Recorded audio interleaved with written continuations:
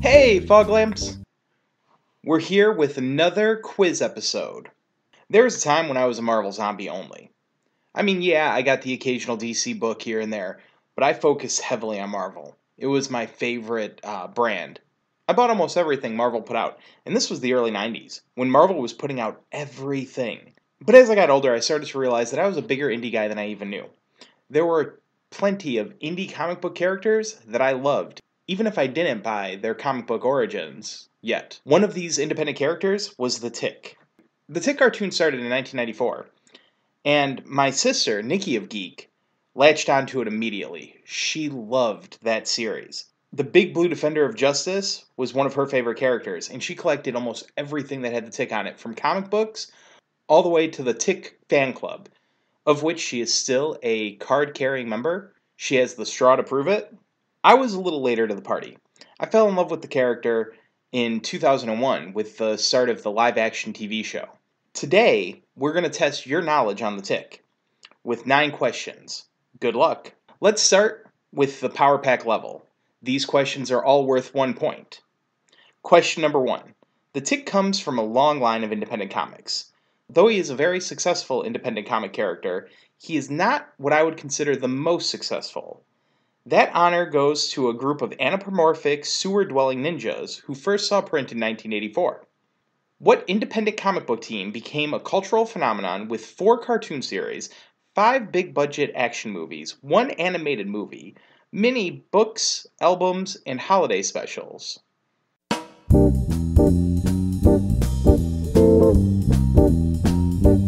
Question number 2. Everyone needs a battle cry. Superman had Up, Up, and Away.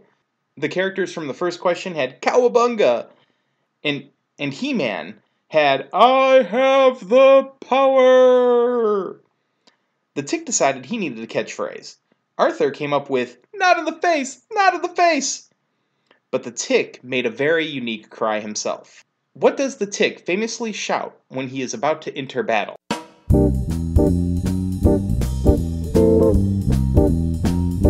Question number 3, and this rounds out the Power Pack level.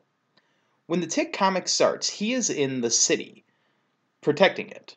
There are many guesses as to what city this may be, but the series makes it clear that the city is not this specific city.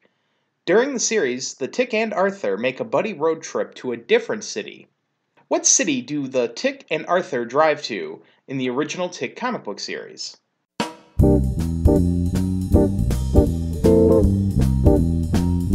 That ends the Power Pack level, and we're about to start the New Mutants level. Now, the New Mutant questions are all worth 2 points. Question number 4.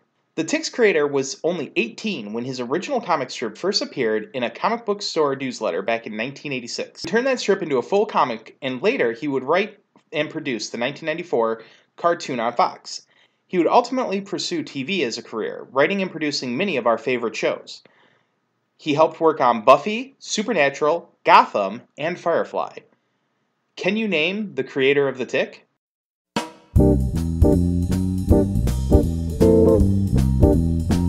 Question number 5. Today, the Tick is almost inseparable from his partner Arthur. However, just like Batman and Robin, Arthur wasn't in the Tick's first appearance. We are introduced to the somewhat out-of-shape former accountant later in the series. What issue of the comic did Arthur first appear?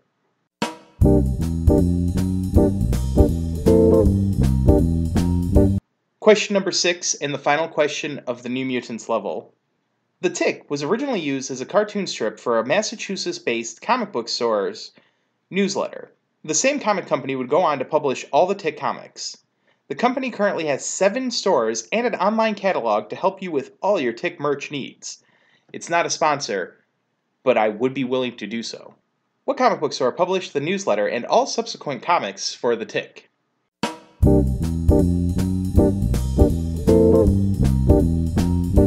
That ends the New Mutants level, and we're going to start the Avengers level questions. Each Avengers level question is worth 3 points, so get your thinking cap on and you can make up some ground.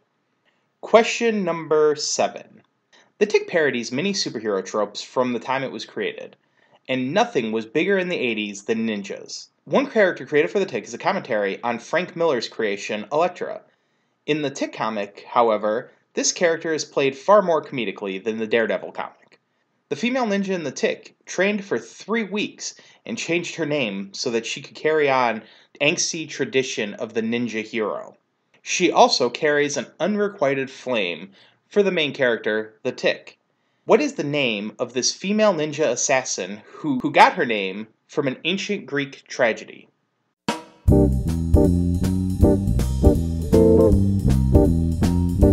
Number 8.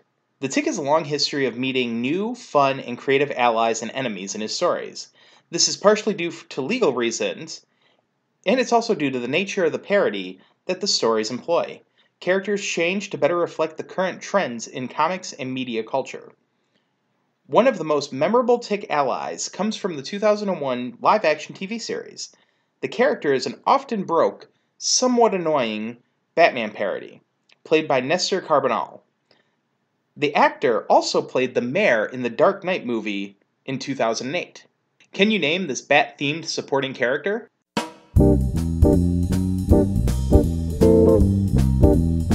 And the final question, number 9.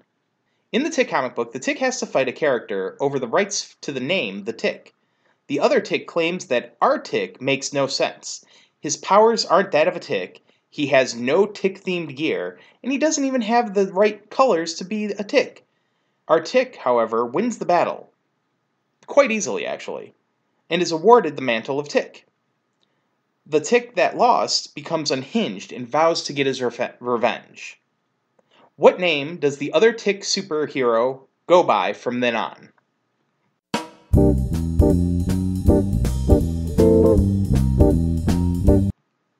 Alright, and that rounds out the questions. Okay, let's get to those answers. The first 3 questions are the Power Pack level, and they each get 1 point for correct answers. The independent comic book team was the Teenage Mutant Ninja Turtles.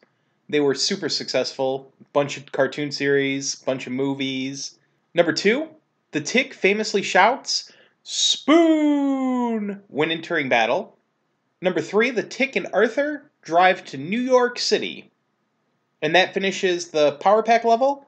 For the New Mutants level, give yourself 2 points each. The creator of the Tick is Ben Edlin.